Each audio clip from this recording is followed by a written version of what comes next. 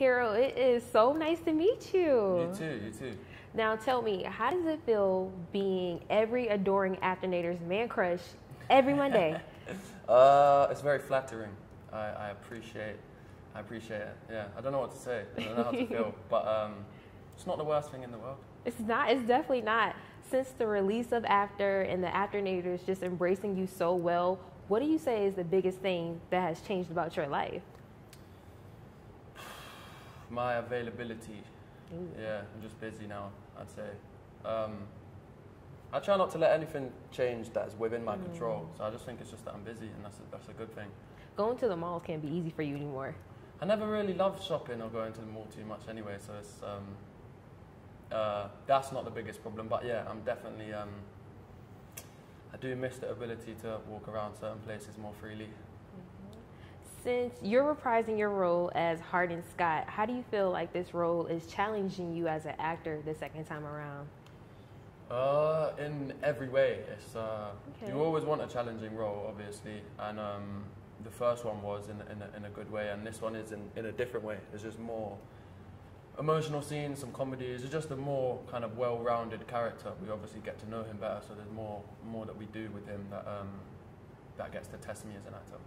You said emotional. How do you tap into those emotional scenes? What are you thinking about? What's going through your head? Changes between each one. I know some people like to use external sources to get themselves sad or happy or whatever. I tend to try and do it through the character. I haven't yet resorted to like watching sad videos before I shoot, but I hear some people do that. For me, it's all just like put yourself in the character's shoes, and they'll be, if it makes sense for them to be sad, once you're in their shoes, you will be, kind of thing. So speaking of putting yourself in your character's shoes, Tessa and Hardin have a really roller coaster ride of a relationship. So what can you take from their relationship and apply it to your life? What lessons have you learned from playing it? I say definitely just be honest and open. It sounds obvious, but if you know there's something that someone you know in your life should know, and say it, and don't wait till it's too late. Yeah, I think honesty is a good lesson to learn from their story. So true. So in the first film, you mentioned the lake scene was one of your favorites, or most interesting because of the snake scenario. Yeah. After reading the script, what scene were you just dying to shoot this time around? I have more scenes with conflict that I haven't done too much in terms of like fight scenes. I wouldn't even say fight scenes, but like that kind of thing where you have a stunt coordinator, and that stuff for me is always cool to learn because it's just different. You don't do too much of it. There are a lot of scenes I was excited for this time around, but I don't want to give anything away. But yeah, can you tell us where it's being shot at least? Where what's being shot? One of your favorite scenes. Where is it being shot? What am I yet to do? We shot one of my favorite scenes yesterday in the hotel room.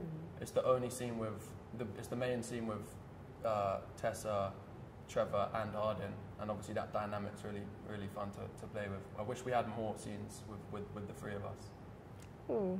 Okay, so now you're on set for about 14 hours a day. So when you leave set, how do you unwind? I don't think you need to. You just fall asleep quite quickly after long days. Yeah, I don't do anything after we finish. On a long day, when you work 14 hours, I just go home and I'm straight to bed, to be honest. And then I prefer to wake up earlier in the morning and do more.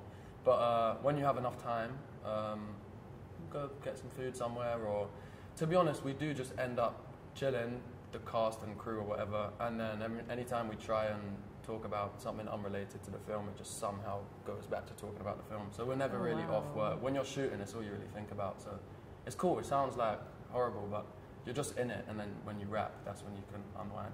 Now, this is your second time shooting in Georgia, maybe even your third. Are there any places you like to frequent? When I'm in Georgia, I haven't been around too much. Last year, we're just so busy when we're here. We don't have much time. But Malcolm from Crafty always sorts us out with something to do. We did like an escape room one weekend last time, and he took me out a couple weeks ago. So yeah, there's little things to do, but no, I haven't figured out where my spots are yet. Okay, thank you. Thank you so much.